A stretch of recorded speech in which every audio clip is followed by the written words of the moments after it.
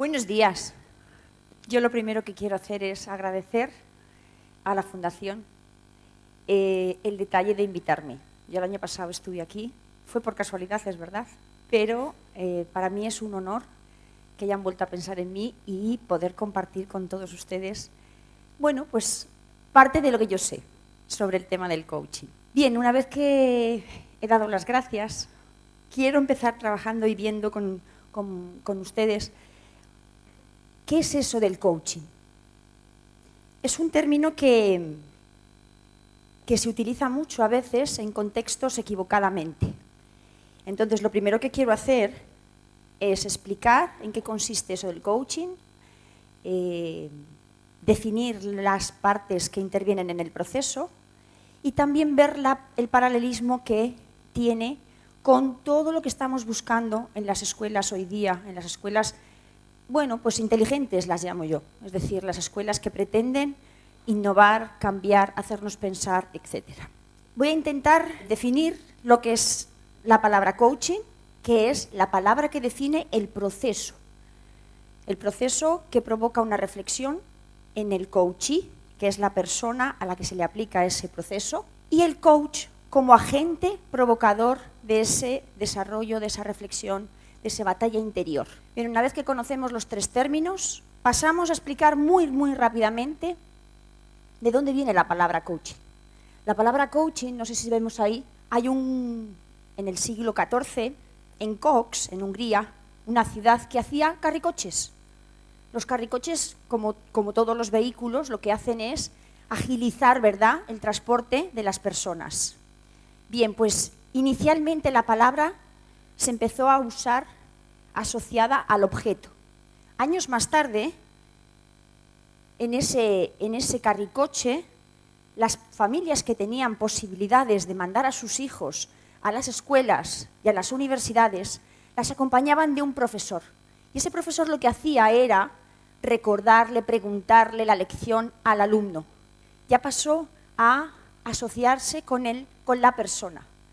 Años más tarde, ya en el siglo XIX, la palabra coaching y la palabra coach se asociaban al instructor. Ya ahora mismo prácticamente usamos la palabra coaching asociada a todo aquello que tiene que ver con mejora, con desarrollo, en diferentes términos, en la empresa, en la escuela, en el deporte, etc.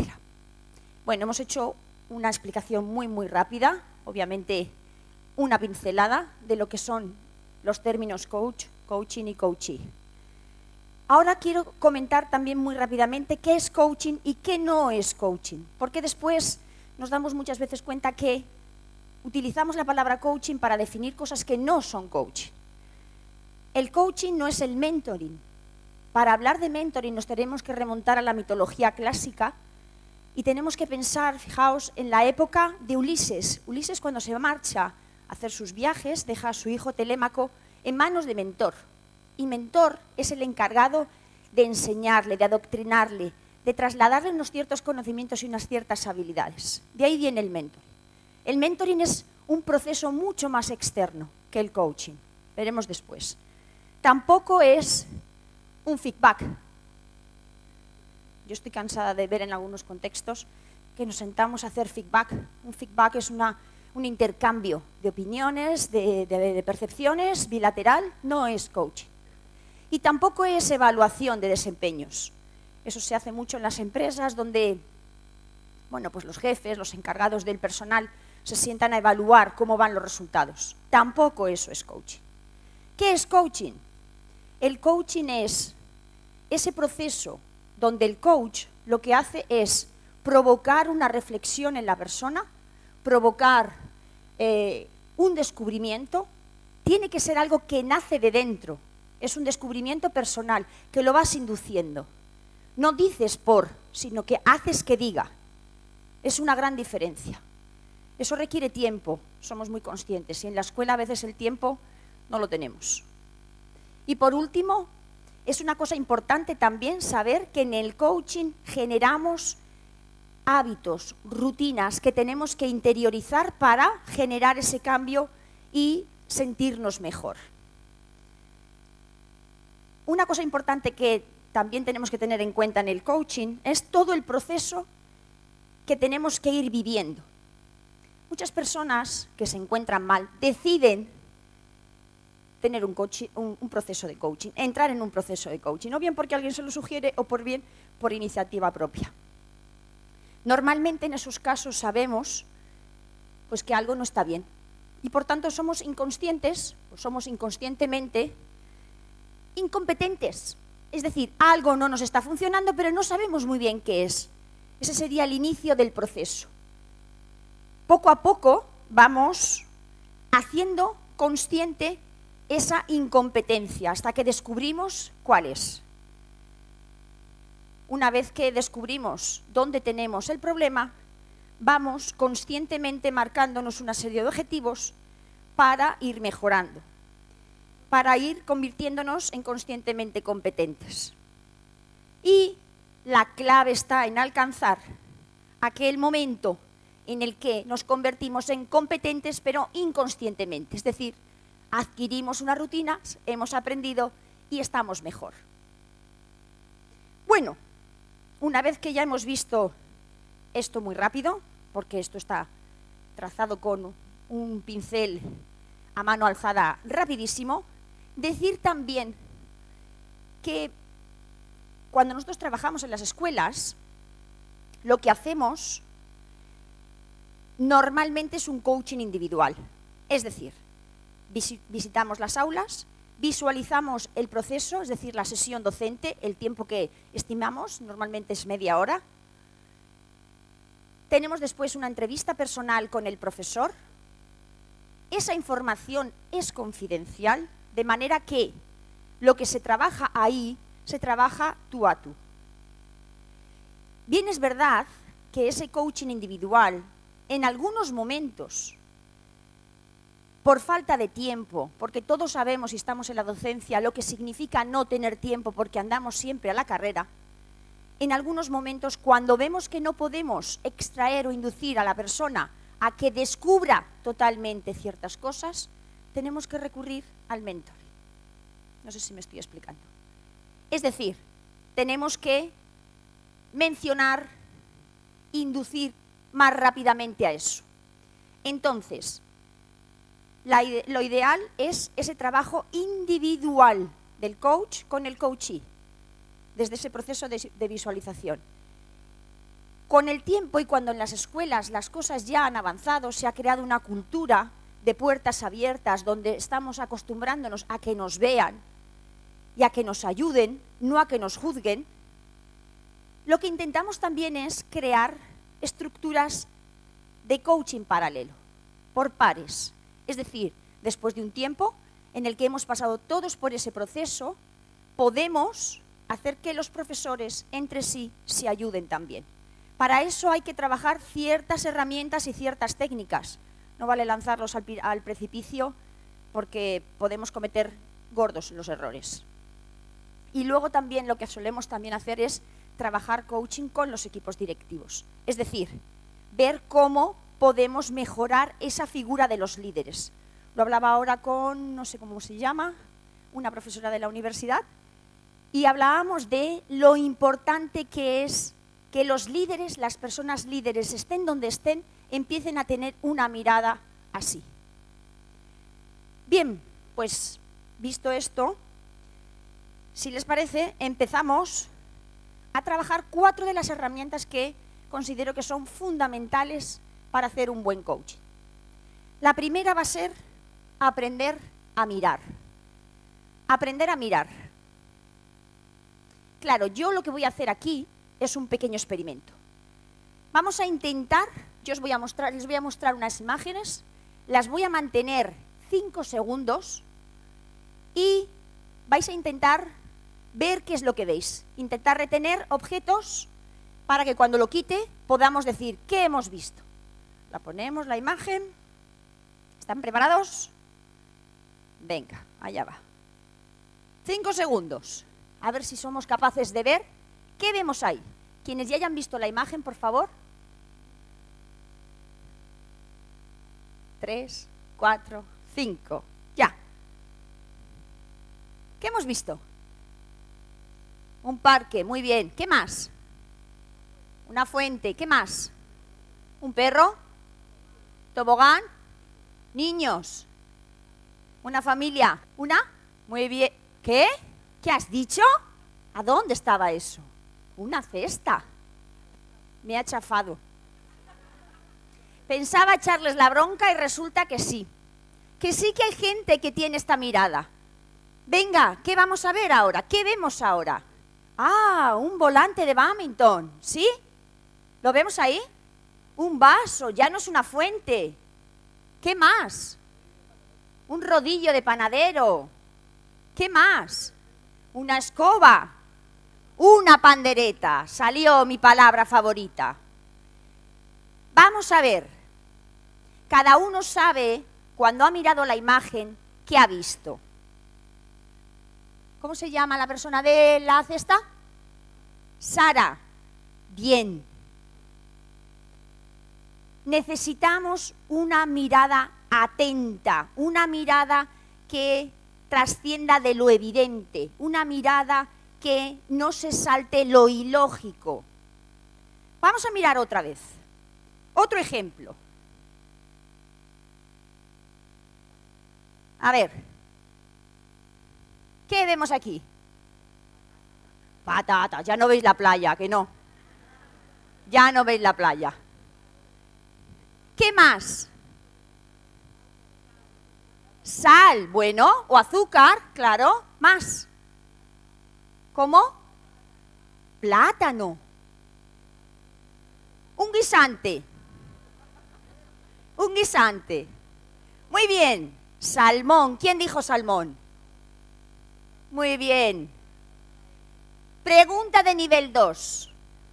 Porque todas las imágenes tienen preguntas de nivel 2. Ya estamos más allá del nivel 1. El nivel 2. ¿Quién ha visto los árboles? Sí, puedes levantar la mano. ¿Los has visto? No levantes con miedo. ¿Dónde están? Muy bien. En los márgenes. Toda la información es importante. También la marginal. No solo nos tenemos que centrar en lo nuclear.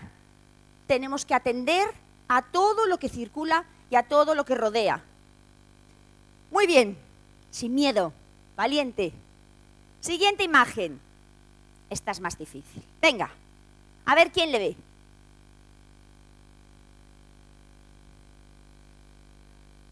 Tres, 4, 5. ¿Qué veis ahí? ¿Dónde veis una cara? No me lo puedo creer. ¿A dónde hay una cara? ¡Qué mirada! ¡Qué barbaridad! ¿Le hemos visto? Muy bien. Ahí le tenemos. Ahí le tenemos. Ahí le tenemos. Muy bien. Necesitamos a veces hacer pases rápidos para ver las cosas. Venga, la última. ¿Qué vemos aquí? Camellos. Muy bien.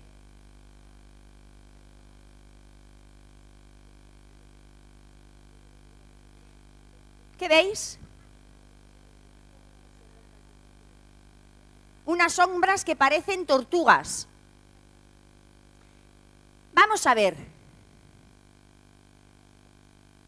En esta imagen vemos camellos, efectivamente, pero no son camellos reales.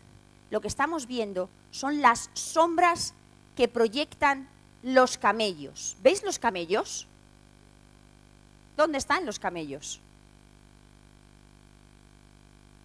Esas sombras blancas que veis, esas rayitas blancas que veis, ahí veis una. Ay, este se ha apagado. Ah, perdón, este se ha apagado. ¿Veis una rayita blanca ahí? ¿Veis una rayita blanca ahí? ¿Veis una rayita blanca ahí? Son camellos vistos desde arriba que proyectan su propia sombra y lo que vemos, eso es la sombra que provoca el camello. ¿Cuántos lo ven? Nivel 4. Muy bien, muy bien. Vale, importante. ¿Por qué es importante educar la atención? ¿Por qué creéis que es importante educar la atención? Vamos a ver, en educación tenemos que mirar más allá. Tenemos que ser capaces de ver en lo oculto. Tenemos que trascender. Tenemos que tener una mente abierta. Una mente abierta, un mindset abierto. Se habla de mindset. Las personas que no tienen esta actitud lo tienen complicado, no en la escuela. ¿Sabéis dónde? Exacto. Exacto. ¿Por qué más hay que educar la atención? Porque tenemos que romper con lo automático, tenemos que contemplar lo ilógico, lo divergente, lo que es no esperado. Tenemos que ser capaces de superar las trampas que nos pone el cerebro delante. ¿Cuántas veces nos hemos encontrado que nos han dicho, tú abres el armario y buscas que lo tienes nada más abrir? ¿Y qué nos pasa? Que no vemos. ¿Pero por qué no lo vemos? Porque nos ponemos nerviosos. El riego sanguíneo se concentra en una zona determinada del cerebro y falta riego en la parte inteligente. Esto es así. En la parte del lóbulo prefrontal. Entonces, cuando nos falta el riego ahí, nos volvemos tontos. Bueno, tontos. Más primitivos, diríamos.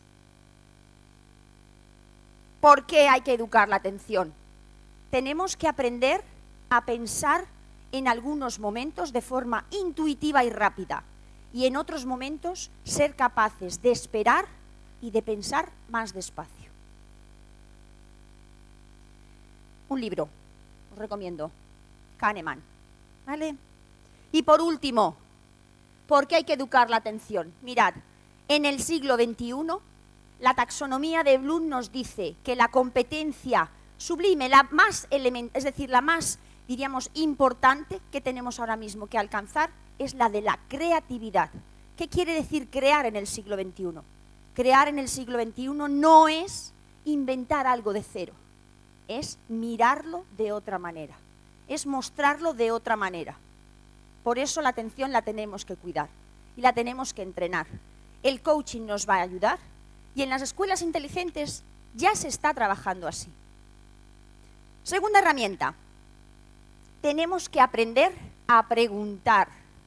El valor de la pregunta como herramienta de descubrimiento, como herramienta que invita a buscar soluciones, no a darlas. Vamos a ver un vídeo. Es antiguo, no me importa. No pises el sofá. Ponte las gafas. ¡Baja la música! La pelota. Siéntate bien. No te escondas. ¿Así se come? ¡Esa música! ¿Qué se dice? Gracias. ¿No debería haber aprendido algo más para enfrentarse a las drogas? Es un vídeo antiguo de la FAZ, de la Fundación Antidroga. En la escuela,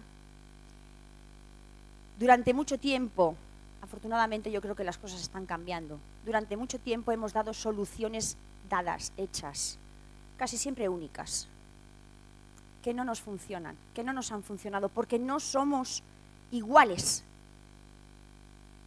La pregunta en el coaching es una herramienta, es una palanca que nos hace pensar, ahondar, profundizar, desarrollar.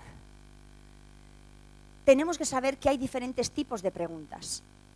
Esta es una de las cosas más difíciles en el coaching.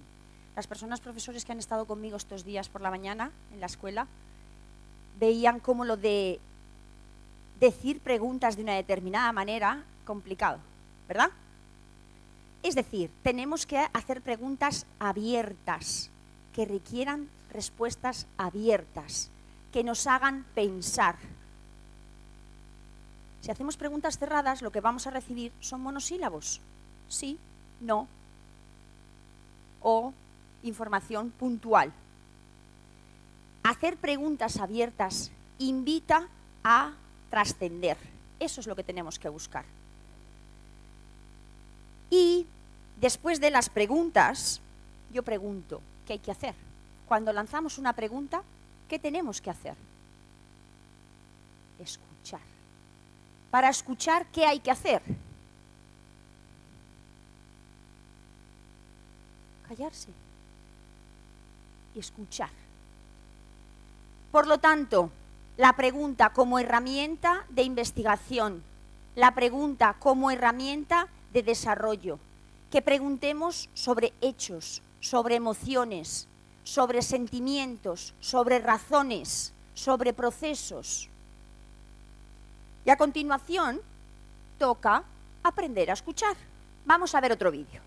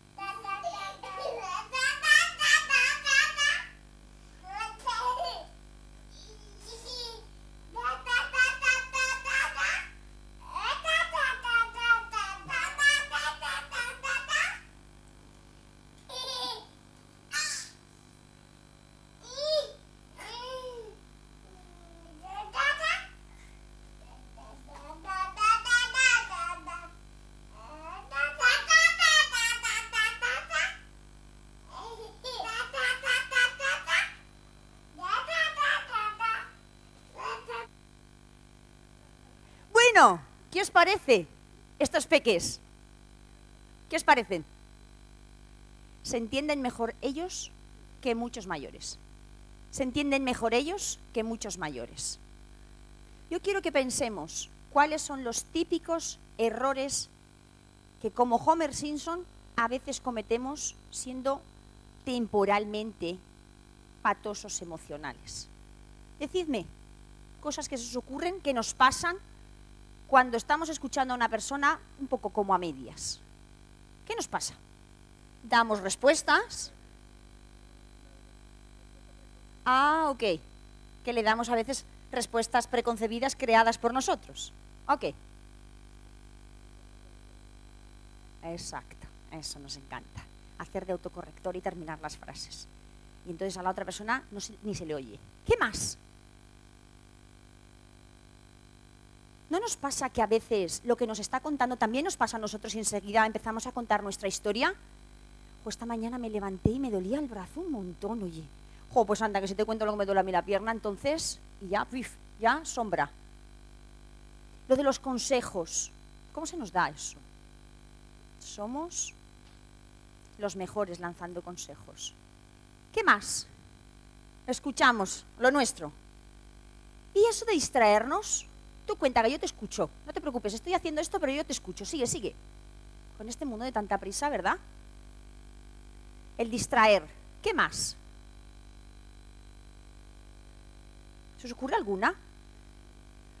Lo hacemos de forma, inconsciente, no somos, diríamos, eso, no lo hacemos intencionadamente, pero ahí está.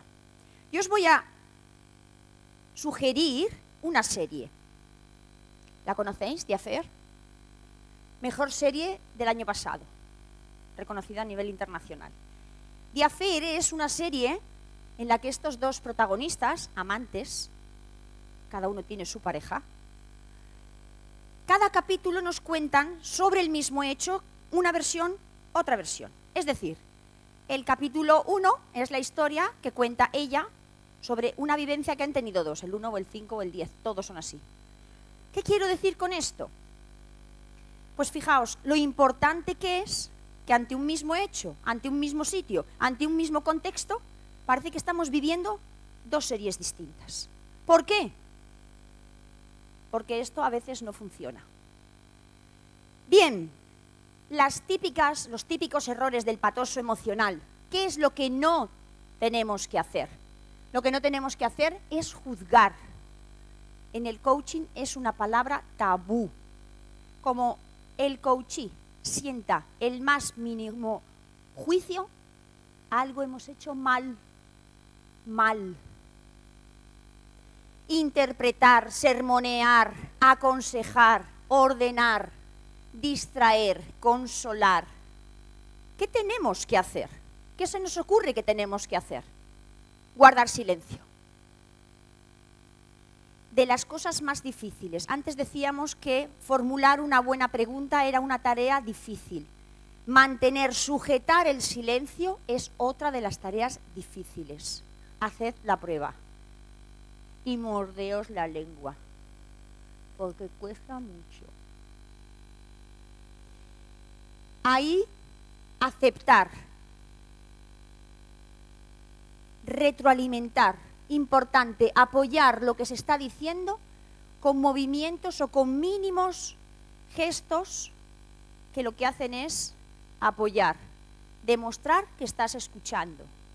Ajá, ajá. ¿Te entiendo? Leer los sentimientos. No me he querido detener en este punto, pero el tema de saber leer las microexpresiones de la otra persona es una parte importante.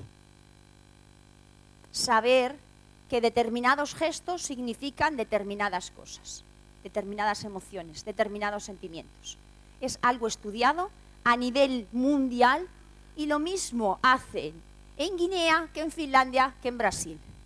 Hay determinadas microexpresiones que son comunes para expresar miedo o para expresar enfado o alegría o tristeza. Eso tenemos que saber leerlo. Articular ideas. Saber lanzar una pregunta en un determinado momento para que esa persona tenga tiempo de montar lo que quiere decir. Y por último, emplear mensajes yo. Esta es una de las cosas fundamentales en temas de comunicación asertiva. Hablar desde el yo, no desde el tú. También cuesta. Vamos a ver un vídeo y vamos a ver cómo funcionan los protagonistas. Os voy a avanzar de qué va la película. La película es la versión alemana de Bella Marta. Bella Marta, Marta es la mejor cocinera en Hamburgo. Por circunstancias familiares, Marta se tiene que hacer cargo de su sobrina, una niña que pierde a sus papás en un accidente. Y la niña se niega a comer. Fijaos qué contradicción. Vive con la mejor cocinera de Hamburgo y no quiere comer. Ella está constantemente insistiendo verbalmente sobre ello. Vamos a ver qué pasa. Hola. No come nada, da igual lo que cocine. Tienes que darle tiempo. Hasta que se convierta en un esqueleto. Hoy en el colegio se ha desmayado.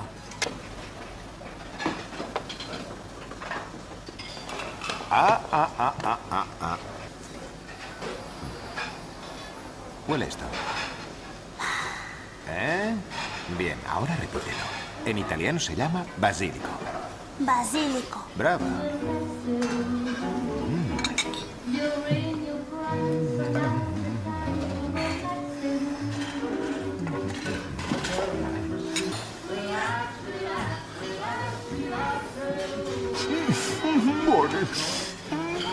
Bonnie.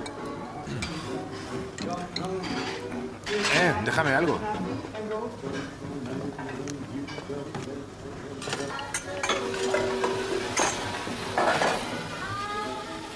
¡Qué barbaridad! Creí que no iban a soltarme.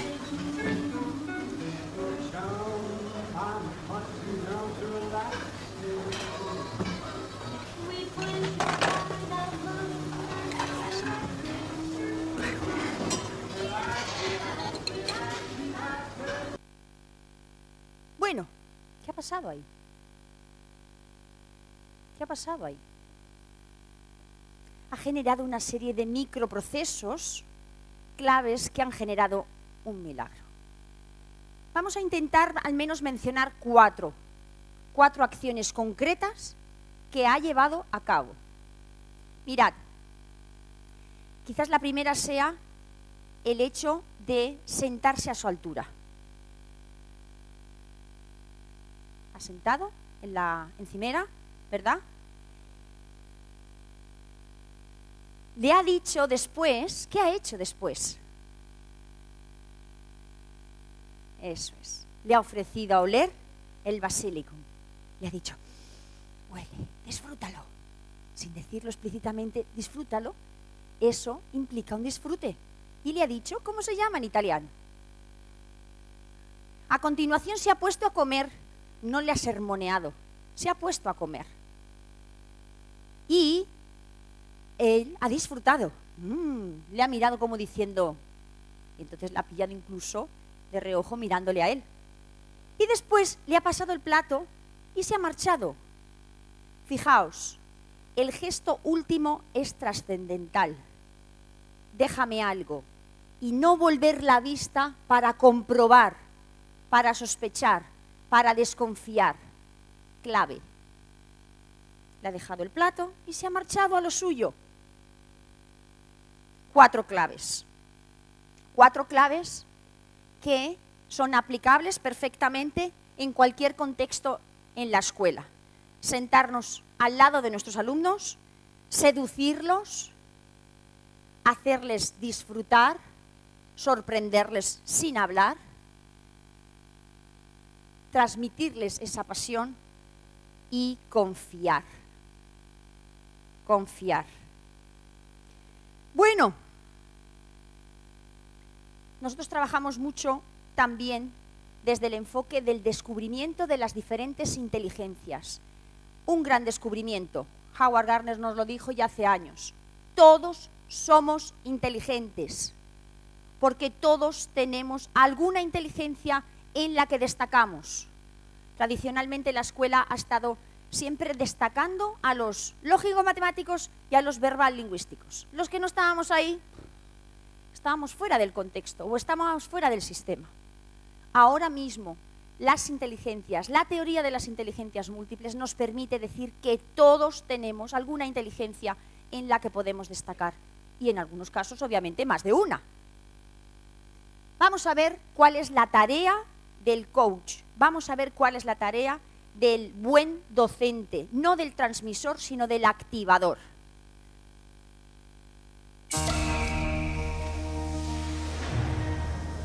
Dentro tuyo hay algo que quiere salir. Que le digan como quieran, irreverencia, locura, pero es algo que está solo en ti. Hasta que un día te destapas y liberas toda esa efervescencia, esa energía que te mueve, te libera, te hace soñar en grande y hacer del mundo un lugar mejor para todos. Y vibras, gritas, saltas, contagiando y destapando a todos. Tienes toda la vida para tener los pies en el suelo, pero solo este tiempo para mantenerlos en el cielo. Destapa tu efervescencia. Bien, esas preguntas poderosas tienen que provocar un descubrimiento. El mismo descubrimiento y el mismo milagro que nosotros muchas veces vemos en nuestras aulas cuando nuestros alumnos consiguen entender algo. Es esa cara que dices, lo ha pillado. Lo ha pillado. Sin que yo se lo explique, lo ha pillado. Eso es lo que tenemos que conseguir. Bien, y la última herramienta. Aprender a pensar. Aprender a pensar. Vamos a ver. Yo os voy a mostrar unas imágenes y me vais a decir lo que veis. ¿Qué veis?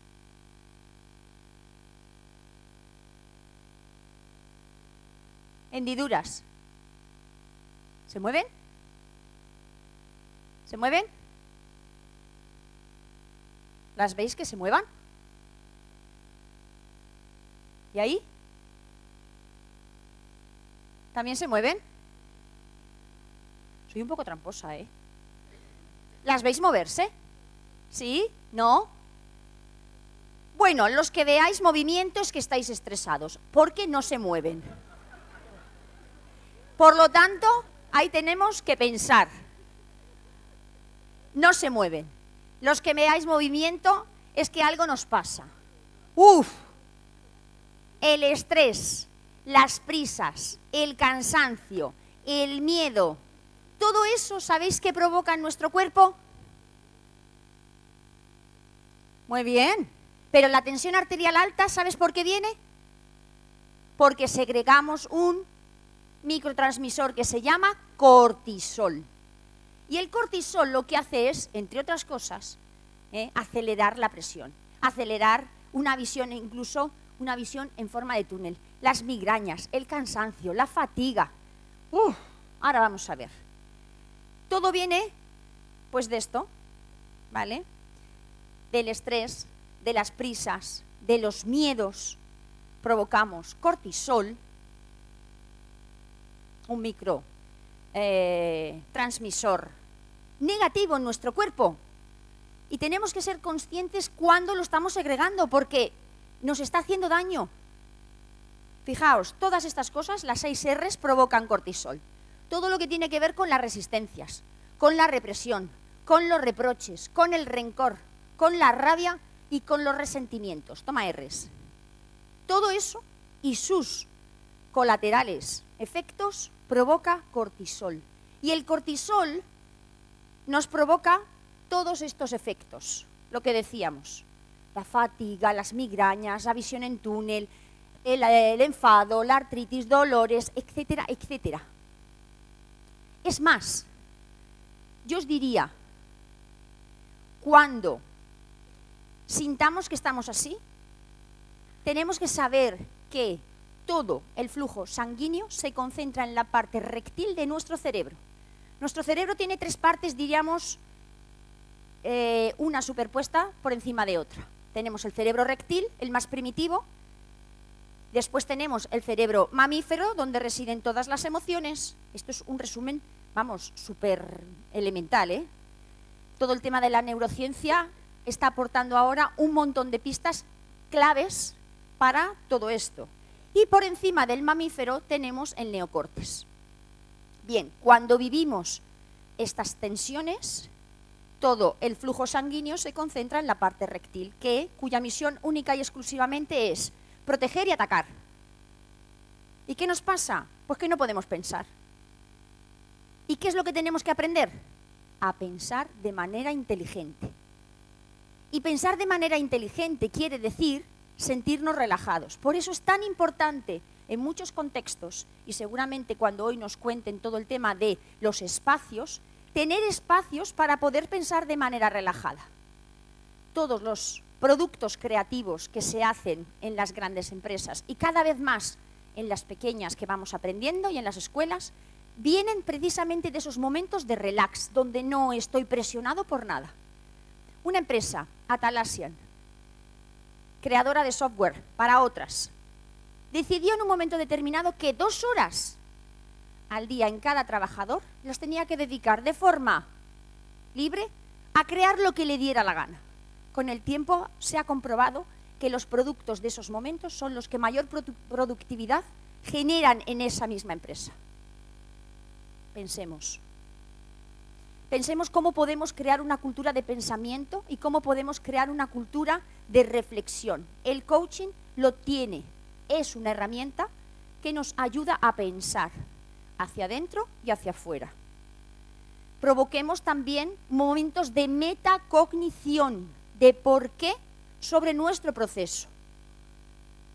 Un buen coach retroalimenta en el sentido de decir, hace metacognición sobre el propio proceso que está viviendo su coachee y le hace rescatar determinadas cosas que ha vivido para aplicarlas. Una escalera de metacognición con una buena rutina emocional y de pensamiento, veo, pienso y propongo, o veo, pienso y me pregunto, ¿qué veo? ¿Qué he hecho? Datos objetivos, evidencias de éxito. Pienso, ¿qué he aprendido? Propongo, ¿para qué sirve lo que he aprendido? Bueno, vamos terminando. El concepto de mundo VUCA, yo cada vez lo oigo más. Inicialmente lo escuchaba en las empresas. También trabajamos con empresas. Y VUCA son las iniciales en inglés de volátil, incierto, complejo, ambiguo. Vivimos en un mundo así, que cambia muy rápido, que como no estés preparado, el suelo te mueve los pies.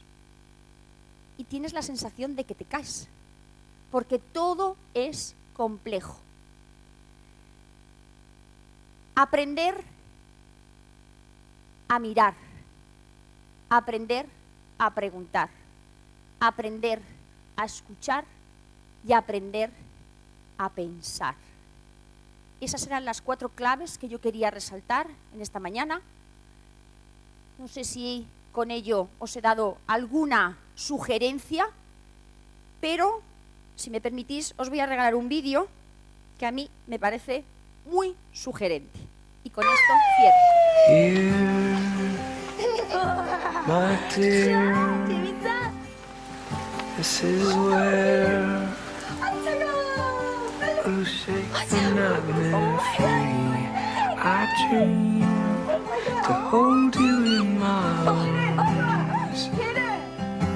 I dream to hold you in my arms. To hold you in my arms. Wide awake in my arms.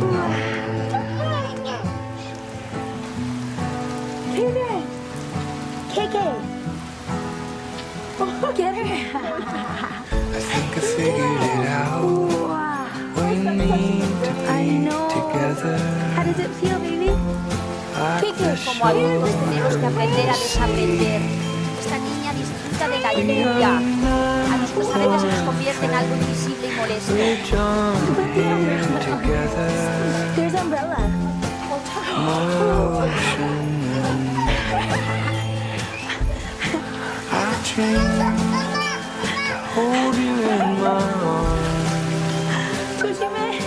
I dream to hold you in my arms. To hold you in my arms. Wide awake in my arms.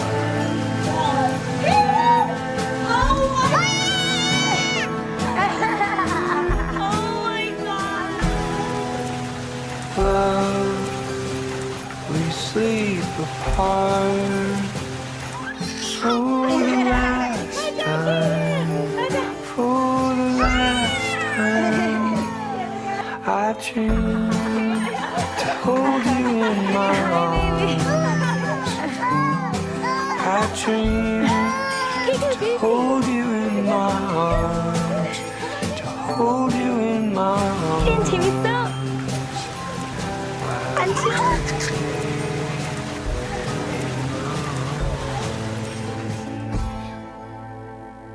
Bueno, pues hasta aquí. Muchas gracias a todos.